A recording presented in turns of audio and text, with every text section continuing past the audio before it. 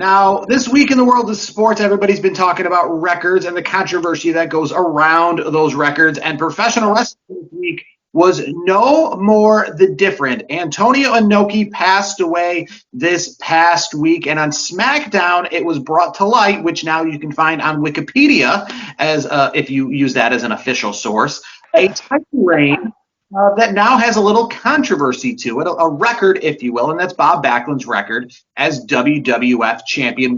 He won the title at Madison Square Garden on February 20th, 1978, and is recognized by WWE, WWF, as holding the title until he lost it to Iron Sheik on December 26, 1983. But as Corey Graves brought up this past week on SmackDown, and some other more diehard fans kind of already knew, Antonio Inoki held the WWF Heavyweight Championship in Japan back on November the 30th, 1979. He then defeated Bob Backlund in a rematch not too long after, before vacating the belt on December the 6th, 1979.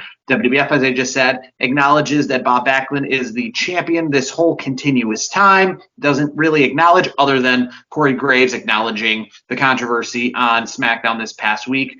But that is not the only case. Obviously, we've had other cases of championship controversies. Ted DiBiase, when Andre the Giant won the belt, he handed him over the belt as part of that whole $1 million deal back in the 80s. You had the Rockers winning the WWF Tag Team Championships back in the day in a match against the Hart Foundation, in which they never won that championship because in the match the ring broke. So they ended up essentially not airing that match on television, which if they don't air the match on television, it didn't happen. So the Rockers never officially were ever tag team champions. There's a lot of instances of the hardcore title changing hands back in the late 90s at house shows.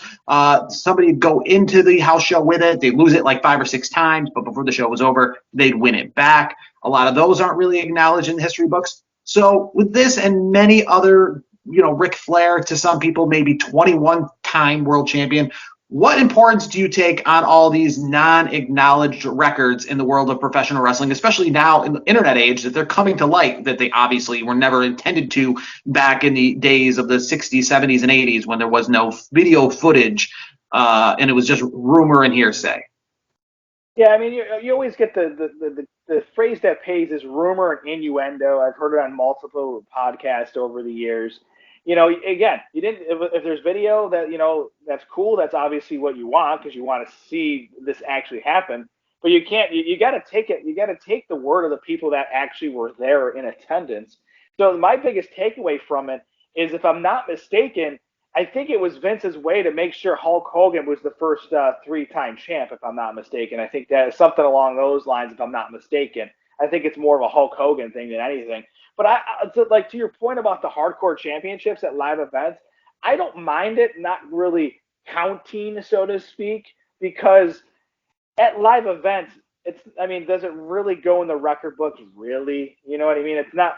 Hardcore title, I get it. But with the Antonio Inoki thing, now the WWE essentially has acknowledged that, and or the Rocker thing, which there is footage of. The ring broke. I think I don't know if they talked about it. Was it a dark side of the ring or one of the Vice things backstage? I think it was the Marty Jannetty special. But yeah, the ring ropes broke. It looked horrible. The Rockers won the championship, and then they said that match is not going to be put on TV.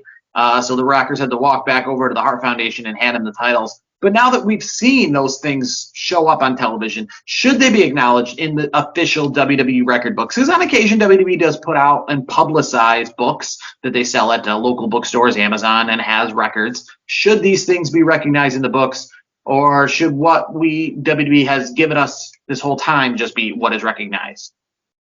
I think it should. I do think whatever actually happened should be recognized. I think.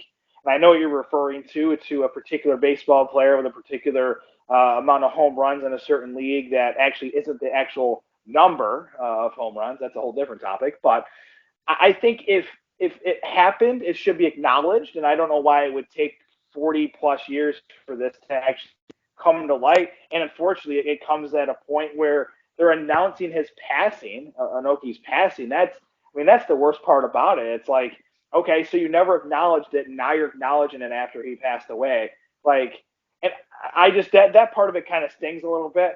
But I will say, I feel like it's WWE turning a new leaf, Because let's be honest, if Vince McMahon was running the show, he would not have let that happen. He would have been in Corey Graves' ear like, you better shut your damn mouth, Graves, something like that.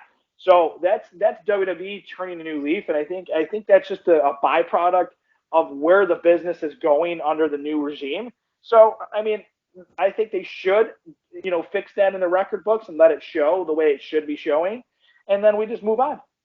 I think you can fix the Antonio Inoki thing just because you acknowledge the Antonio Inoki thing, and there's actually history and stuff like that. But as for the other ones, WWE is not like baseball or any other sports. Records are kind of. And think of it this way.